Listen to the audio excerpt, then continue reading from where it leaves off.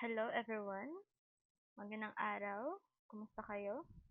Sana okay lang lahat, no? Tapos yung nangyaring lindol nung nakarang araw, I hope you're safe with your family. And since dahil doon, no, yung klase natin ay shift siya through online.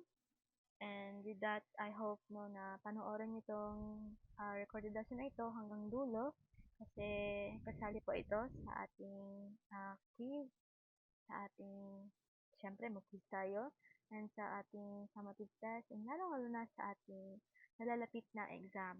Okay? So, please, panoorin natin ito, and I hope no, na maintindihan niyo. So, kung hindi niyo man naintindihan or mayroon man kayong mga katanungan, please feel free no, to message me sa ating GC. Okay? Sige.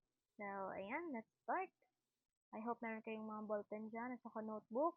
And I hope maka-take notes kayo dito. Okay? So, ayan. Sige. Simulan natin. So, are you familiar with Telegram? So, sayang no, hindi to siya face-to-face. So, actually no, ito yung mode of communication dati. Telegram, ito yung version ng sulat.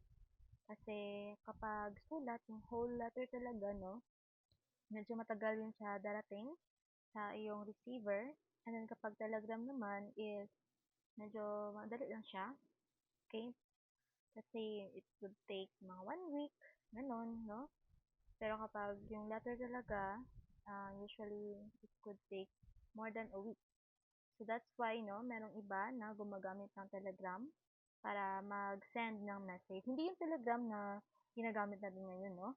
So, iba po itong Telegram noon. Okay? Kasi wala pa namang cellphone noon, so pagpadala lang ng sulat. So, ito ay example or halimbawa ng isang telegram, no? So, kung babasahin natin, maintindihan ba natin yung kanyang sinabi dito? So, sino yung sender? So, here, ang sender is probably si Katrina Mendez o kaya si Maria Mendez. Or the other way around, no? Baka si Maria Mendez yung sender dito. And then, ano yung message niya? So, may skit tay mo uwi ka. Okay. Naintindihan ba natin? So, medyo hindi siya klaro, di ba? So, actually, no, for your information, dati, mahal po daw ang magpadala ng telegram kasi ang bawat letter po ay merong bayad. Parang katulad ng beeper, kapag, ayun na, no, yung na-invento na beeper, every letter po yung may bayad doon. Kaya, ang nangyayari, yung mga salita or yung sinasend natin na message is nakukulangan ng letter or hindi full spelling, no? So, halimbawa lang nitong sa telegram na ito. So, kung babasahin natin, hindi siya masyadong clear, 'di ba? Pero, mauunawaan natin. Kasi yun nga, no, tayo mismo yung nagbigay ng kahulugan. So, possible na ang ibig sabihin ng letter na ito o ng telegram na ito ay may sakit daw yung tatay ni Katrina, kaya kailangan niya daw umuwi. Okay? So, yan siya. Now, sa letter na ito, no, hindi siya clear, pero kapag sa academics, lalo na ngayon, sa panahon natin ngayon, no, pag magpadala tayo ng letter, lalo na kapag formal, diba dapat tama at saka maunawaan ng ating sender. So that's why, no, na-introduce natin or ma-introduce natin dito ngayon yung lesson natin. Okay, so another example, subukin nating unawain ang mga sumusunod na pangungusap. Yan. Uwi. Galing. Saudi or airport. 6:14 flight. Okay? Number 2. Birthday inaanak mo. Attend ka Feb 7. Kasal kapatid mo January 28. Okay. So, yan, no? Medyo hindi kompleto yung mga yung pag-spelling ng mga bawat words dito. Pero medyo naintindihan natin. Kaya kung minsan, hindi madaling unawain ang mga ganitong uri ng mensahe. Kaya hinihikayat tayong buuin ang ating mensahe sa maayos na paraan upang mas lalo tayong maunawaan ng ating kausap. Ito man ay pasulat o pasalita. Nararapat din naman nating unawain mabuti ang mensahe ng ating kausap upang magkaintindihan tayo. So, ngayong umaga or no, sa uh, recorded lesson na ito, tatalakayin natin yung kakayahang pangkomunikatibo, specifically ang kakayahang diskursal. At ang layunin naman natin ay nabibigyang kahulugan ng kakayahang diskursal, naiisa-isa ang mga anyo ng kakayahang diskursal at nakabubuo ng isang diskurso batay sa iba't ibang anyo ng kakayahang diskursal. So yan, tapos na natin matalakayin yung kakayahang social-linguistiko, kakayahang linguistiko, ano pa yung nakaraan, kakayahang pragmatic, strategic, di ba? Ngayon, ay kakayahang diskursa naman. Ano itong diskurso? So, diskurso, ayon sa UP Dictionaryong Filipino noong 2010, no, ito daw ay ang pag-uusap at palitan ng kuro. At ito daw ay nagmula sa Middle English na discourse at sa Late Latin na discoursus na nangangahulugang argumento at konversasyon na maiugnay sa pasalita at pasulat na komunikasyon. So, ibig sabihin na nitong diskurso, no, ito ay tumutukoy sa anumang anyo ng komunikasyon o pagpapahayag ng ideya, kaisipan o damdamin, is either pasulat man o pasalita, na may layuning makipag-ugnayan. Okay? Sa mas malalim na pagtingin, ito ay isang masusing pagtalakay sa isang paksa na may lohikal na pagkakaayos at kaugnayan ng mga bahagi. Okay? So, pagpapahayag ng ideya o kaisipan at damdamin, no, is either pasulat man o pasalita, na ang layunin ay makipag-ugnayan.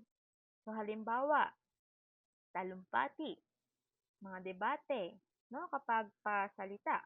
Kung pasulat naman ay mga sanaysay, mga essays, no, mga panayam, at ay mga research. Yan, no?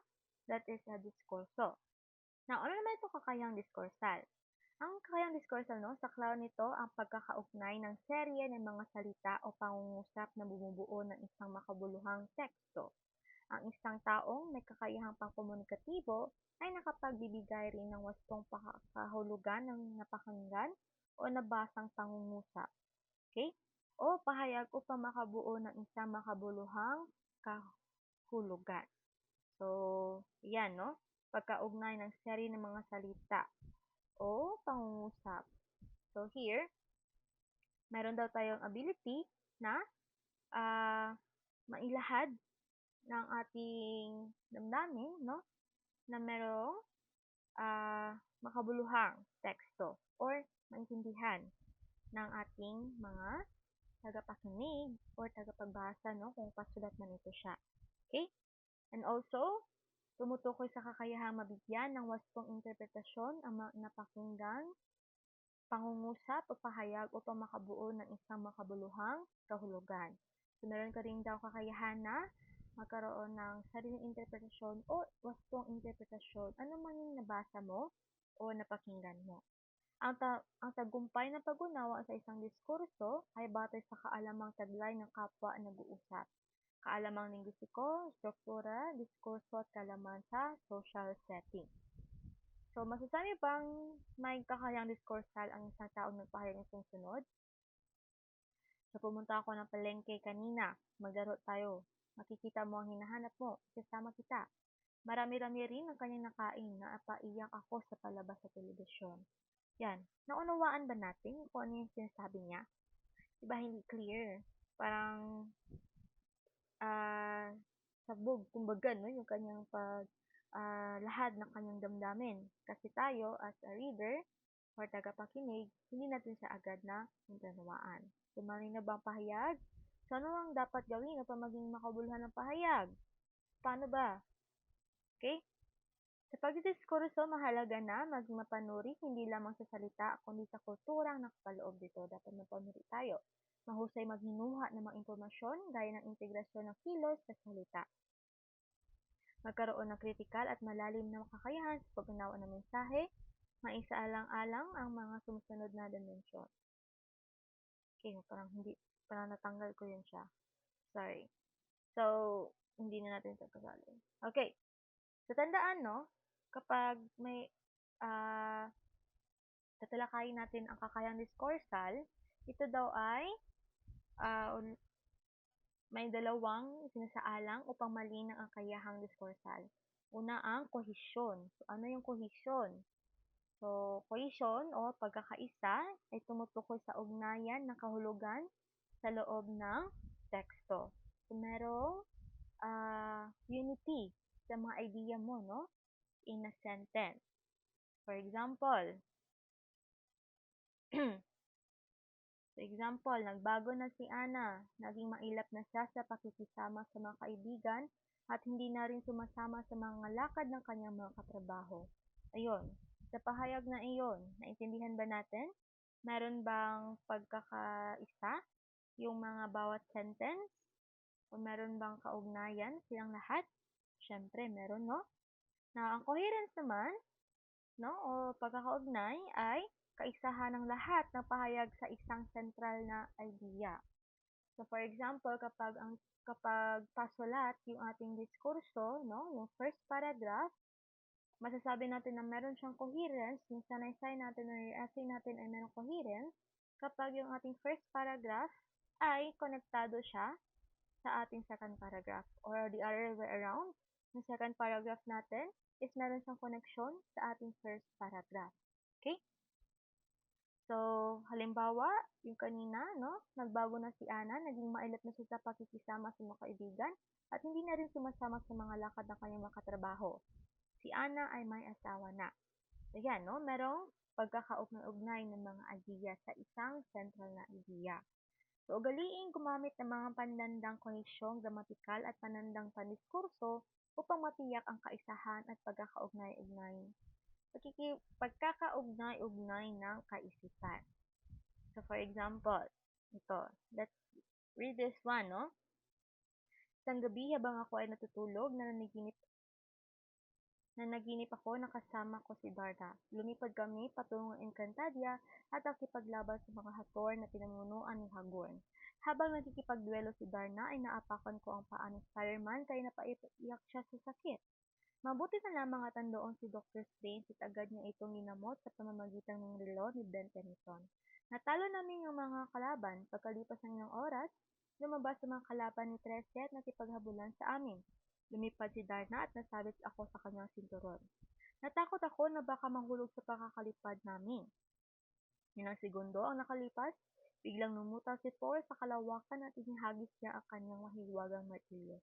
Dumiretso ito sa aking ulo, bigla akong nahilo at bumulusok pababa. Pagkadilat sa mga mata ko, nalaglag ako sa kama at panaginip lang pala ang lahat. Okay, ang iyong binasa ba ay nagpapakita ng pagkakaisa at pagkakaugnay-ugnay? Siyempre, no? Yung ating binasa ay nagpapakita ng coherence at cohesion. Even though nun medyo mystical or fantasy lang yung mga names na nandito, pero kapag sundin natin, no, pag subayo na to ang storya, maintindihan natin, no, ano yung pinapahiwatig ng taong nagsabi nito. Naintindihan natin, merong uh, pagkakaisa at pagkakaugnay yung mga idea niya. Okay? Yan po ang ibig sabihin ng kakayahang diskursal. Okay? So, I hope naintindihan yan siya, no? Ima po. Okay? So, yan siya. So, baka napansin nyo, no? Nagbago po yung background ko. Lumipat po ako ng lugar kasi yung lobat po yung laptop ko. And wala pong saksakan doon sa lugar ko kanina. Okay. So, I hope narinig pa din ako at klaro pa rin. So, sa kakayang diskursal, no, dapat maunawaan daw natin yung teksto at konteksto. Ng anong kaibahan ng dalawa? So, ang teksto, ito ay tumutukoy sa mismong nilalaman o katawan ng diskurso, ang mga salita, pangungusap, talata, at kabuuang pahayag. So, ibig sabihin, no, nito, example niyan, isang sanaysay tungkol sa kalikasan. So, kapag ang teksto o yung nilalaman o katawan ng diskurso or yung idea, no, na inyong pinag-uusapan, okay, sa salita or pasulat man, ay dapat uh, ma maintindihan, no, o merong ano yan, help, nawala ako sa ano ko. So, merong central idea or isang ideya na ipahatid sa isang pahayag o sa mga ating kinakausap. Okay? Ayan, kung ang sanaysay mo ay tungkol sa kalikasan, dapat tungkol lang sa kalikasan yung iyong pinagsusulat doon or sinasabi, no? Na kapag konteksto naman, ito ay tumutukoy sa mga salik sa paligid ng diskurso na nabibigay ng kahulugan dito, tulad ng lugar, oras, kultura, relasyon ng mga kakalahok, layunin at iba pa. Halimbawa, ang sanaysay isinulat para sa isang kampanya sa paaralan tungkol sa climate change. Ibig sabihin ng konteksto, ito ay ang pagpapakahulugan o interpretasyon natin. Okay? So, sa makatuwid, no, o sa madaling salita, ang teksto ay ano ang sinasabi. While ang konteksto naman is bakit, paano, at saan ito sinasabi. Okay? So, kinukunat din natin, no, sa lugar, okay, sa oras, sa kultura, kung ano yung ating sinasabi. Now, ang diskursal ay bahagi ng komunikasyon. Kung ang komunikasyon ay pagpapahayag, ang diskursal ang tinuturing na pagpapalitan ng pagkapahayag. Okay? Ito ay dalawang paraan, pasalitang diskurso at pasulat na diskurso. So, ang pasalitang diskurso ay pag-uusap tulad ng pagkukwentuhan, yung debate at kamustahan. Walang pasulat na diskurso naman ay ang palitan ng liham. So, example nito ay palitan ng liham at korespondensyang nangangailangan ng tugon. Halimbawa, takdang pampanitikan, yung dyaryo, at mga akademikong pagsulat. Even yung report, no? So, that is pasulat na diskurso. Okay?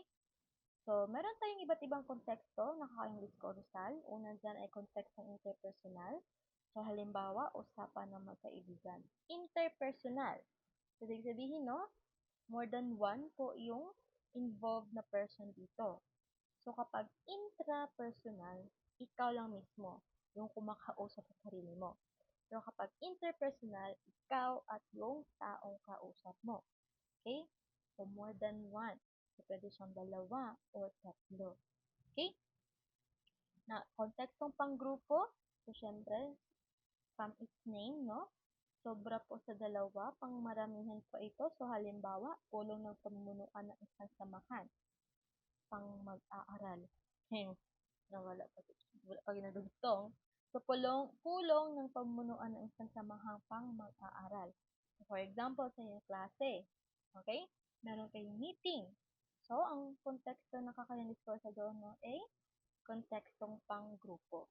Okay? Kapag meron kayong meeting and maramihan yung involved na person dito. Kontekstong pang-organisasyon naman is halimbawa memorandum ng Pangulo ng isang kumpanya sa lahat ng empleyado. Okay? Kontekstong pangmasa, pagtatalumpati ng isang politiko sa harap ng mga botante.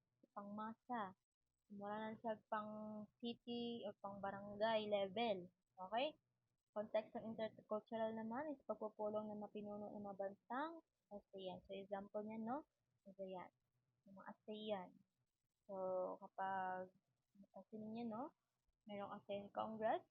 So, different leaders from different countries. Okay? Ang pupunta dyan sa lugar na yan para magpulong. So, mga Southeast ASEAN, no? Southeast Asian mga nation. Association of Southeast Asian Nation. Ano ba yung mga example na lugar ng Southeast Asian? So, example niyan is tayo, Pilipinas, no? So, mga leaders, mga representative from our country will be sent to the conference para makipagpulong sa ibang pinuno ng mga bansang nasa ASEAN. Panghuli naman, tama ba? Panghuli na yun? Ayan. Kontekstong pangkasarian. Halimbawa, is usapan ng mag-asawa. Okay? So, nakadepende din siya, no? Sa kung gaano kayo close. Okay? So, here, usapan ng mag-asawa. So, syempre, intimate yan siya na relationship. And, nakadepende po, no? Kung ano yung pag-uusapan nila. Okay? So, yan po ang ating kakayahang diskursal. So, I hope naintindihan, no? So, balikan natin Kapag sinasabi natin sa diskurso, that is pag-uusap at palitan ng kuro, okay? Konversasyon ng dalawang tao o higit pa na may ugnayan sa pasalita at pagsulat na komunikasyon. Okay? So, ang kakayahang diskursal ay pagkakugnay ng sarili ng salita at nakapagbibigay rin ng wastong kahulugan. So, ito, kakayahang mabigyan ng wastong interpretasyon kung ano yung pinag-usapan ninyo. At, pinag-usapan niya. Yun po. Sorry. Sorry for the confusion. So, example niyan, dapat ito yung katadaan natin para meron tayong kakayahang diskursal, yung cohesion, o pagkakaisa, yung mga idea natin, no, nagkaka-connect-connect, at coherence naman, ganun din, merong pagkakaugnay, lahat ng mga idea natin. Okay? Example niyan. So, ang ating diskurso is meron siyang dalawang paraan, pasalitang diskurso, like debate. Siyempre, no, hindi ka pwede mag-debate kung paiba-iba ng topic meron ka. So, that's why needed po na importante yung coherence at precision. Okay? At pasulat na diskurso. So, for example, sa mga sanaysay, no? Kung idea mo is about nature or about corruption, dapat about corruption lang yung lahat ng mga details na nandun sa iyong sanaysay. Sa first paragraph, second paragraph, third paragraph, no? Merong coherence at cohesion. Okay? So, meron tayong iba't ibang konteksto na kakayahang diskursal. That is kontekstong interpersonal, kontekstong panggrupo, kontekstong pang-organisasyon, kontekstong pangmasa, intercultural, at pangkasarian. Okay? So, yun lamang everyone. Maraming salamat sa pakikinig, no? And for your attendance, so here's my clue po, no? Para tama po yung i-attach nyo doon sa ating attendance. So, please take a selfie of your notebook in komunikasyon at pananaliksik. And dapat merong sulat doon, no? About sa topic natin na kakayahang diskursal. Kung wala po kayong na-i-attach na photo doon, at kung mali po yung na-attach po niyo na photo, yung attendance niyo po ay hindi po mare-record. Okay? Sige, so yun lamang. And meron pong puntos yung mga tamang naka-attach ng photo doon sa attendance. So yun lamang everyone. Thank you sa pakikinig and see you when I see you. Stay safe and God bless.